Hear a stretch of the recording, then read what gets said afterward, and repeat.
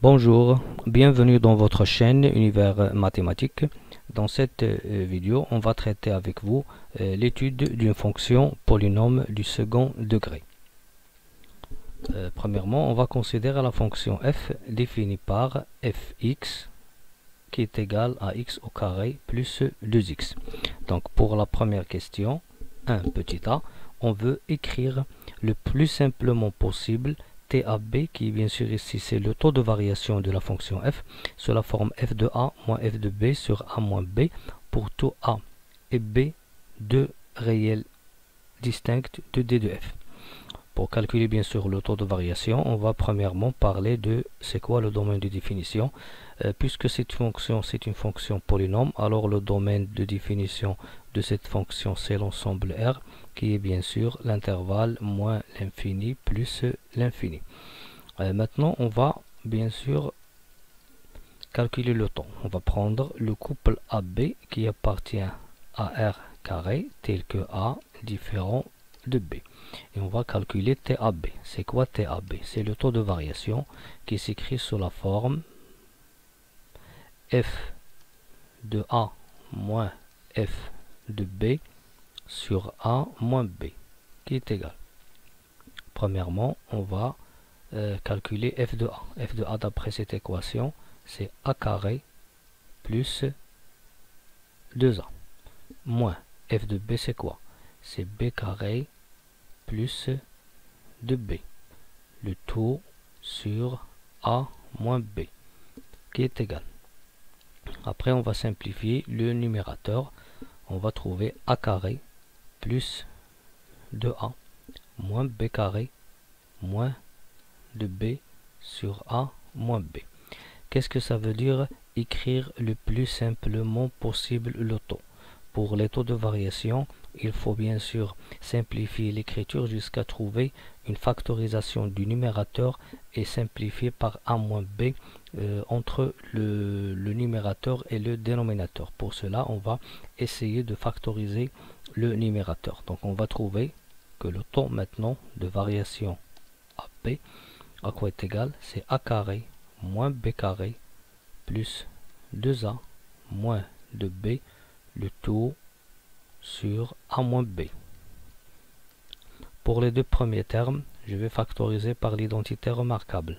A moins B, A plus B. Pour 2A moins 2B, je vais factoriser par 2. Je vais trouver deux facteurs de A moins B, le tout divisé par A moins B. Après, je vais factoriser le numérateur tout entier par A moins B et je vais trouver A moins B facteur de A plus B plus 2 sur A moins B. Et bien sûr, puisque j'ai factorisé par A moins B, j'ai aussi A moins B au dénominateur. Je peux simplifier par A moins B. Pourquoi? Parce que on a ici A différent de B, c'est-à-dire que A moins B il est différent de 0. Je peux simplifier, je vais trouver l'écriture simple de ce taux de variation A plus B plus 2. Donc, finalement, pour tout couple AB des éléments de R carré tel que A différent de B, le taux de variation de AB, le taux de variation TAB, c'est quoi? C'est A plus B plus 2. C'est de cette manière qu'on simplifie le taux de variation de n'importe quelle fonction.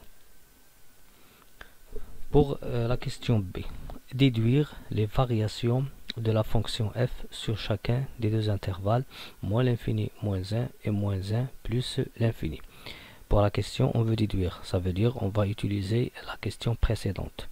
Qu'est-ce qu'on a montré dans la question précédente? On a montré que le taux de variation TAB c'est A plus B plus 2. Et on veut ici déterminer les variations, c'est-à-dire la monotonie, quand est-ce que la fonction est croissante et quand est-ce qu'elle est décroissante sur chacun de ces intervalles. Premièrement, on va travailler sur l'intervalle. Donc premièrement, on sait que pour ce taux, le A et le B, le couple AB, il appartient à R carré, avec A différent de B. Ici, on va travailler sur l'intervalle moins l'infini moins 1, tel que A est différent de B. Donc, pour trouver les variations de la fonction f en utilisant le taux, on va bien sûr étudier le signe de ce taux. S'il est positif, la fonction elle est croissante. S'il est négatif, la fonction elle est décroissante. Bien. Donc, qu'est-ce que ça veut dire? Premièrement, le couple AB appartient à moins l'infini moins 1. Ça veut dire que A elle est inférieur ou égal à moins 1 et aussi B elle est inférieur ou égal à moins 1. On va ici utiliser l'encadrement pour trouver le résultat ou bien le signe de A plus B plus 2. Donc si A est inférieur à moins 1 et B inférieur à moins 1, alors A plus B est inférieur à la somme de moins 1 plus moins 1 qui est moins 2.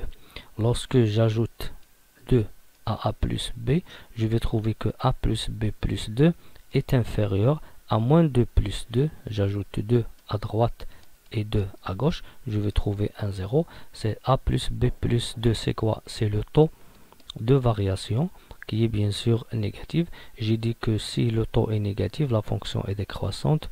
Donc maintenant, je peux dire que f est décroissante sur l'intervalle où j'ai travaillé, qui est moins l'infini, moins 1.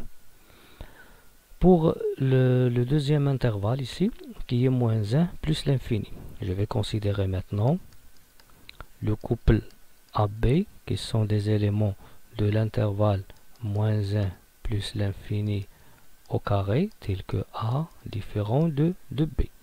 Qu'est-ce que ça veut dire? A et B appartiennent à cet intervalle. Ça veut dire que A il est supérieur ou égal à moins 1 et aussi B il est supérieur ou égal à moins 1. Lorsque je calcule la somme, je vais trouver que A plus B est supérieur ou égal à moins 2. Lorsque j'ajoute 2 à A plus B, je vais trouver que A plus B plus 2 positif, c'est-à-dire que le taux de variation de cette fonction elle est positif. Finalement, je peux dire que f est comment? S'il est positif, la fonction elle est croissante sur l'intervalle maintenant, pardon, l'intervalle moins 1 plus l'infini. Donc, comme déduction, c'est-à-dire on a déduit les variations en utilisant la question précédente où on a calculé le taux de variation.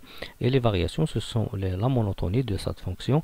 On a trouvé que la fonction elle est décroissante sur l'intervalle moins l'infini moins 1 et elle est croissante sur l'intervalle moins 1 plus l'infini.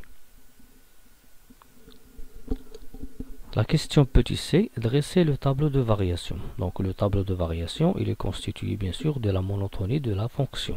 Donc on a déjà montré que la fonction, on a déjà montré dans la question précédente que la fonction elle est décroissante sur l'intervalle moins l'infini moins 1 et croissante sur l'intervalle moins 1 plus l'infini.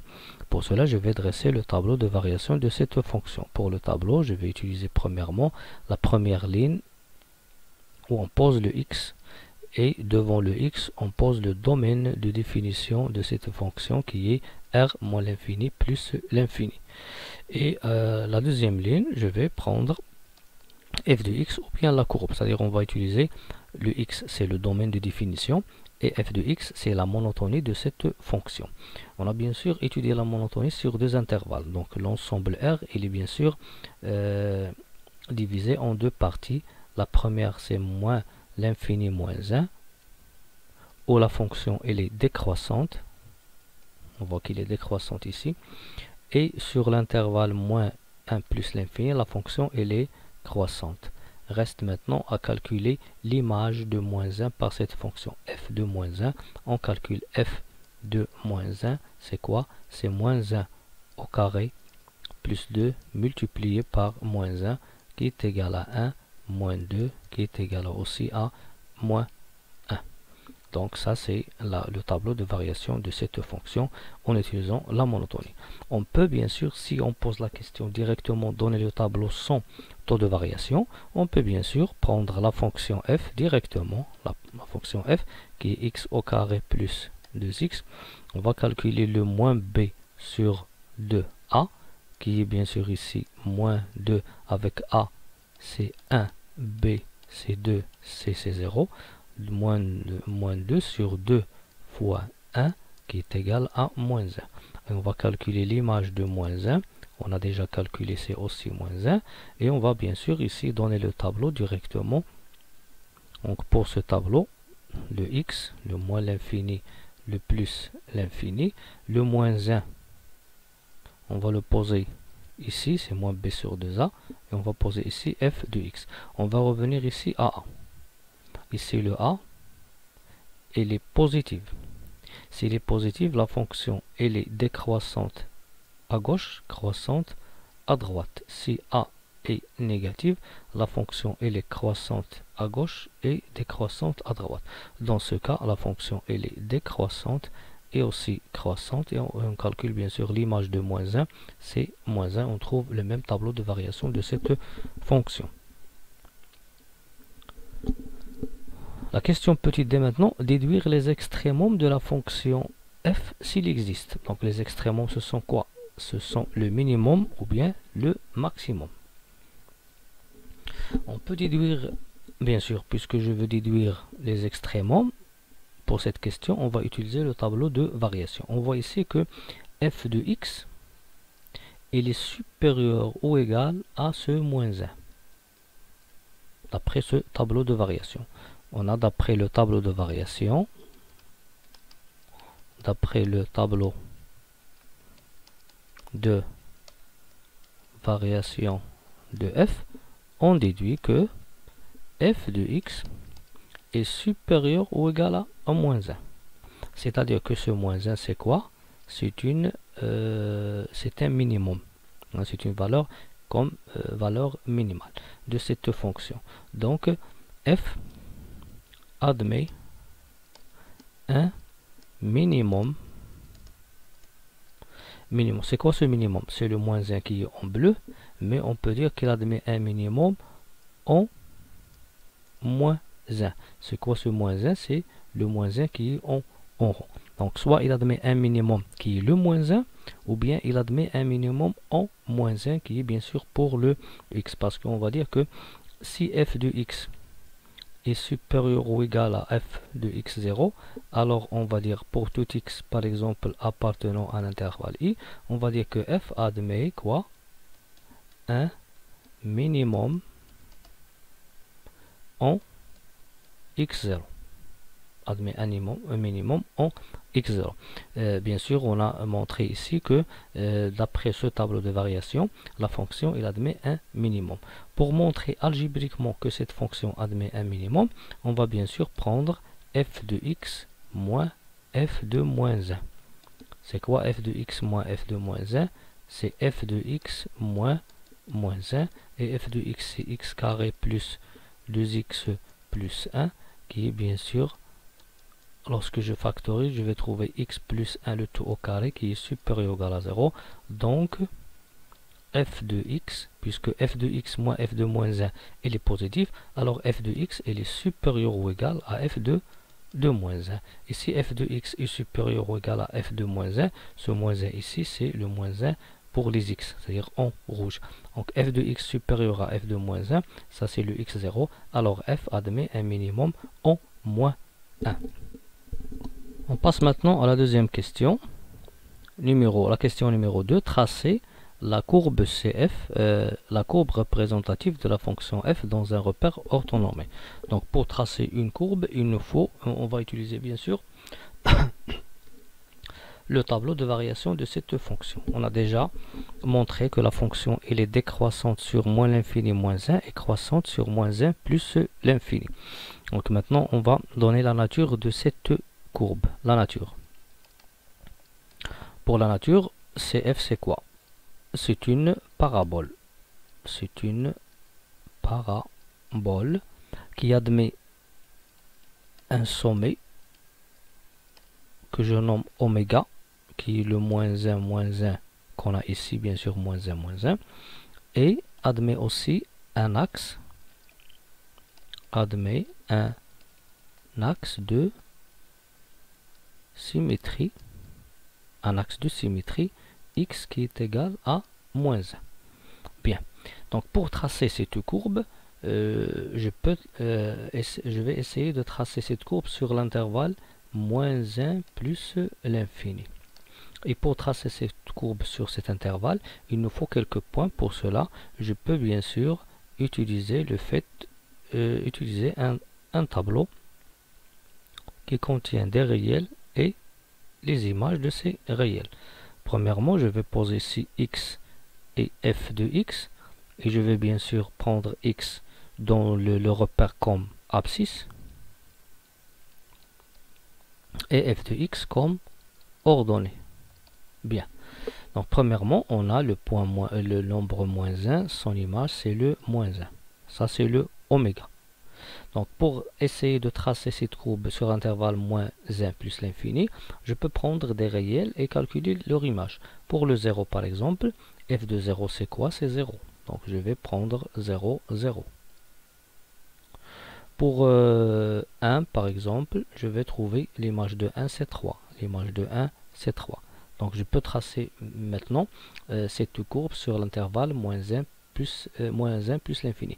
Pour essayer de tracer cette courbe sur l'intervalle moins l'infini moins 1, je sais bien sûr que cette parabole admet un axe de symétrie qui est la droite x égale à moins 1. Je peux bien sûr utiliser les symétriques du point 0, 0 et du point 1, 3. Pour le symétrique de 0, 0, bien ici le symétrique de 1, de 0, 0 c'est moins 2, 0, et le symétrique de 1, 3 c'est moins 3, 3. Bien sûr, lorsque je trace cette courbe, je vais essayer de vous expliquer. Premièrement, on a utilisé le fait que le oméga c'est ce point là qui est de coordonnées moins 1, moins 1. Pour le 0, 0 c'est ce point là. Et pour le 1, 3, c'est ce point-là. Donc je peux essayer de tracer cette courbe à droite, c'est-à-dire sur l'intervalle moins 1 plus l'infini. Et bien sûr, pour essayer de tracer cette courbe sur l'autre intervalle, je peux utiliser le symétrique. Donc le symétrique de ce oméga, c'est lui-même. Le symétrique de 0, 0, c'est quoi? Par rapport à cette droite, c'est le moins 2. On va voir ici bien le oméga et on va voir là l'axe de symétrie. Donc le symétrique de 0, 0 qu'on voyait c'est moins 2, 0. Et le symétrique de 1, 3 c'est bien sûr moins 3, 3. Et de cette manière qu'on trace la courbe représentative d'une fonction polynôme qui est bien sûr nommée, ou bien sa nature c'est une parabole qui admet un sommet et un axe de symétrie. Maintenant, on veut tracer dans le même repère, on a tracé la courbe CF, on veut tracer une droite, ou bien la droite qui est définie par cette équation. Donc on sait que pour tracer une droite, il nous faut 2 points. 2 points. Donc puisque cette droite est définie par cette équation, la droite D est définie par l'équation y est égal à x plus 2, je peux bien sûr donner une valeur à x. Je peux par exemple donner la valeur 0. Si je donne 0 à x, le y à quoi est égal c'est 0 plus 2, c'est 2. Donc le point maintenant 0, 2, c'est un point.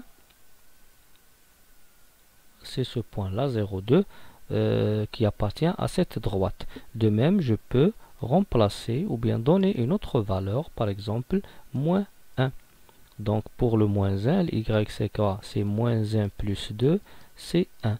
Alors, on a aussi un autre point qui appartient à la droite et qui a pour coordonnées moins 1, 1. Moins 1, 1. Donc, ces deux points, lorsque je trace cette droite, je vais trouver qu'il passe par ces deux points. Ça, c'est la méthode comment tracer une droite dans un repère orthonormé. Maintenant, la question B. On veut résoudre algébriquement l'équation f de x est égal à x plus 2. Lorsque je dis algébriquement, c'est-à-dire avec le calcul. Donc f de x égale x plus 2.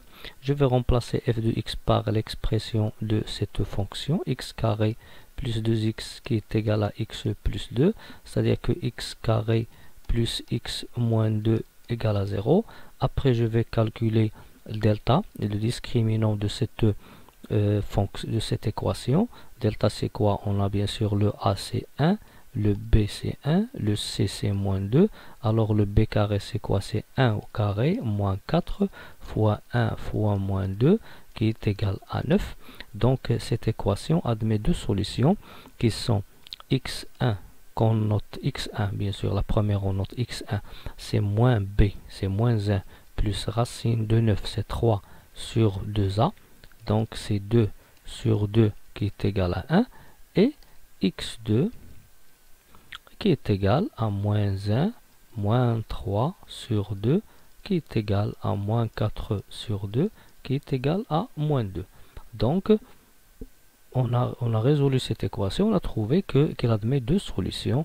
L'équation f de x qui est égale à x plus 2, par suite S, l'ensemble des solutions, c'est la paire moins 2, 1. Lorsqu'on dit algébriquement, c'est-à-dire avec le calcul algébrique. Maintenant, on veut résoudre graphiquement cette équation. Donc, f de x égale x plus 2, c'est une équation. On a déjà résolu cette équation en utilisant la méthode algébrique. Maintenant, on va utiliser la méthode graphique. Qu'est-ce que ça veut dire la méthode graphique? C'est-à-dire en utilisant la courbe représentative et la droite tracée dans ce repère. Bien. Premièrement, on va essayer d'interpréter cette expression en utilisant l'interprétation graphique. Donc, lorsqu'on dit f algébriquement, on va dire cf graphiquement. Lorsqu'on dit x plus 2 algébriquement, on va dire la droite d qui a pour équation x plus 2 algébriquement. Et d graphiquement. Égal, c'est-à-dire intersection. Intersection. Donc ici, pour résoudre graphiquement cette équation, on va voir est-ce que cette droite coupe la courbe ou il ne coupe pas. Si cette droite ne coupe pas la courbe, on va dire que l'équation n'admet pas de solution. S'il coupe cette courbe en un seul point, on va dire que cette équation admet un seul point et on va déterminer la solution de cette équation. Et s'il coupe en deux points, on va dire qu'il admet cette équation admet deux solutions. Donc dans ce cas, on a CF, comme vous voyez, il coupe la droite D en deux points, comme vous voyez ici, en deux points.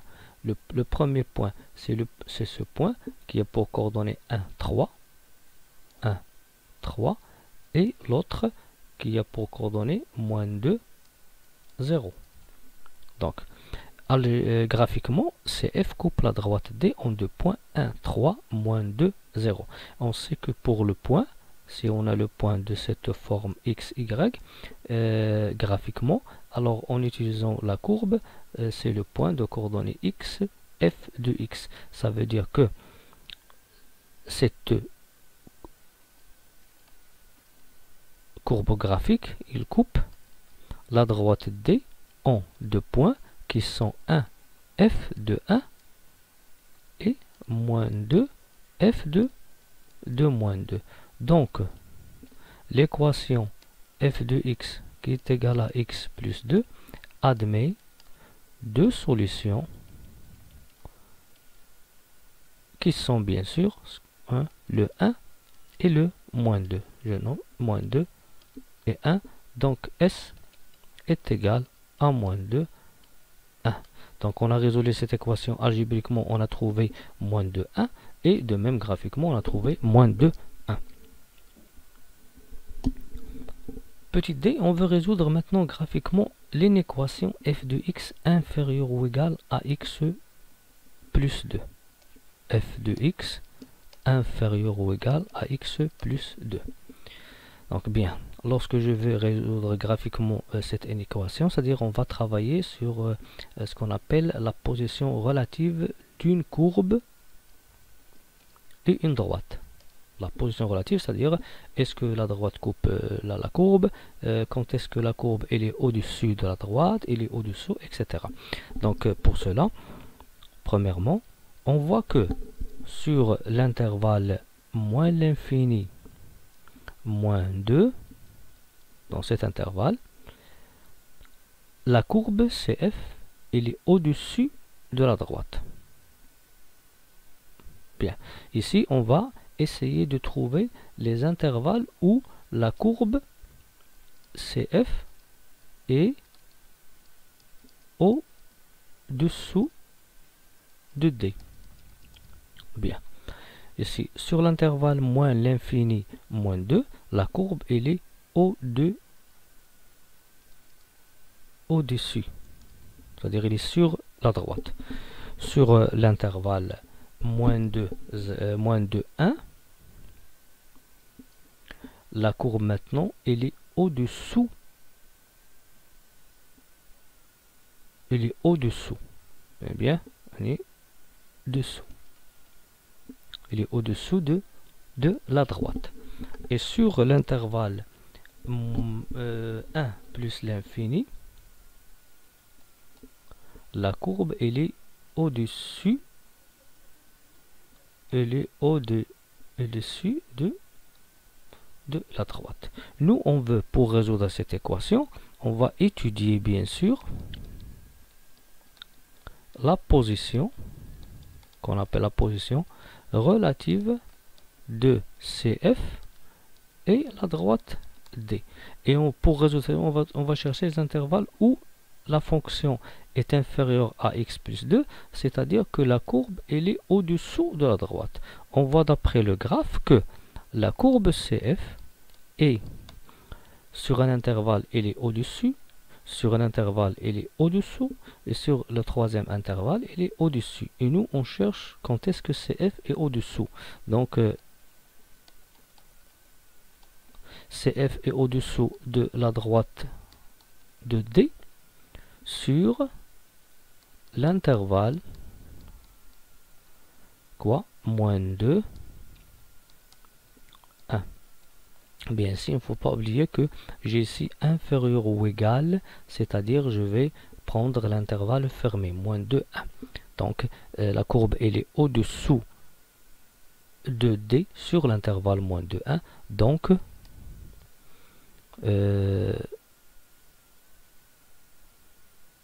S, qui est bien sûr l'ensemble des solutions de cette inéquation, est l'intervalle moins 2, moins 1.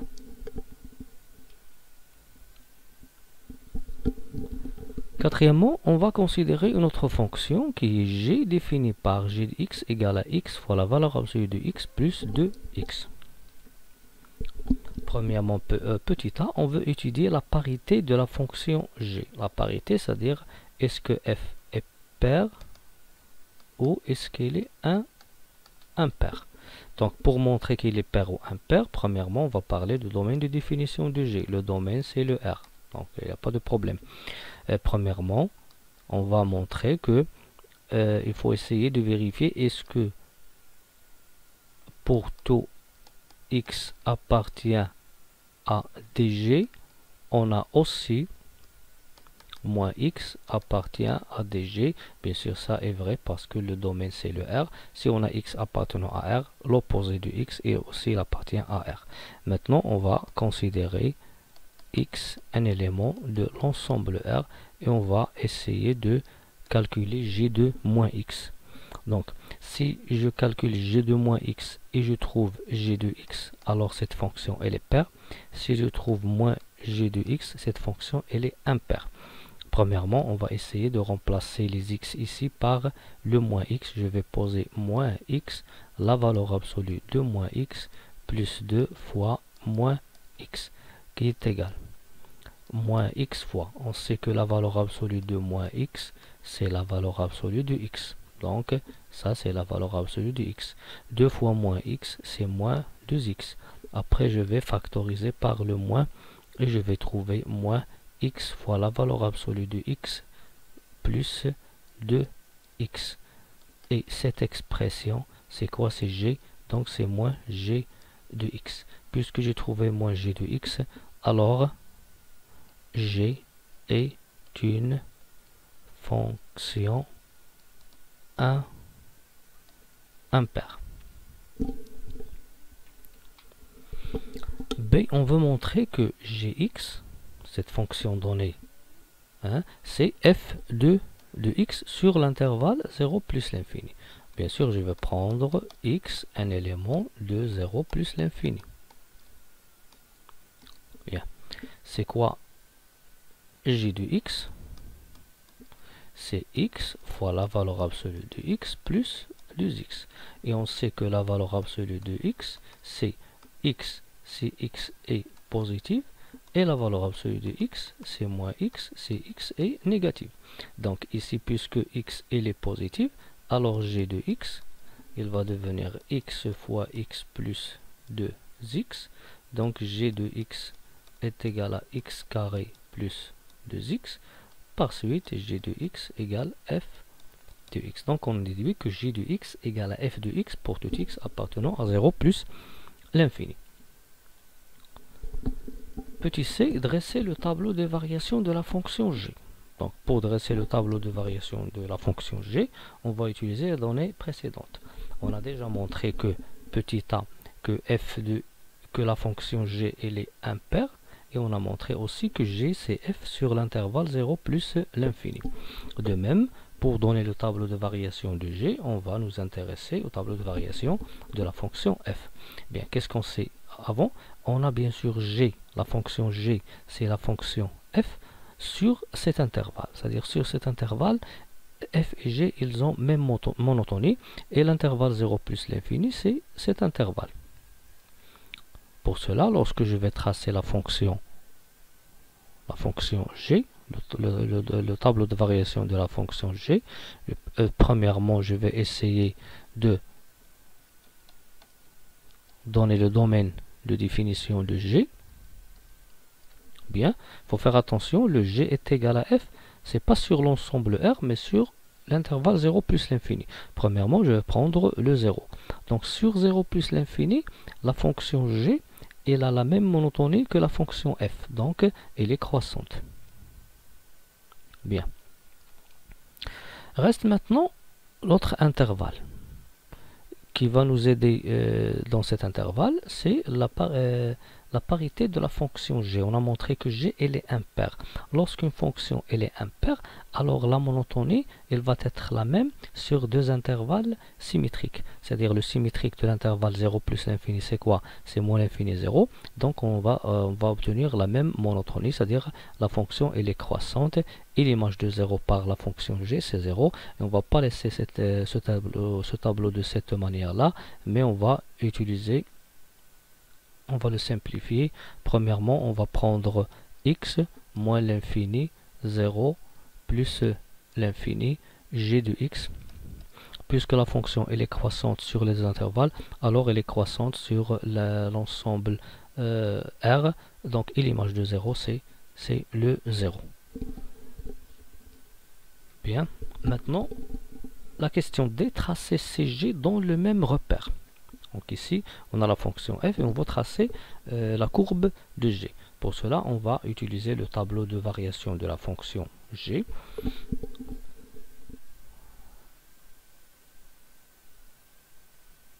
Bien, pour cette fonction, on a premièrement, on va essayer de tracer, premièrement on va revenir à ce qu'on a montré avant.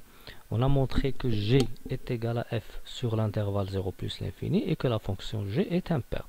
Donc sur l'intervalle 0 plus l'infini, la fonction g c'est la fonction f, c'est-à-dire ils ont même monotonie et de même ils ont même courbe.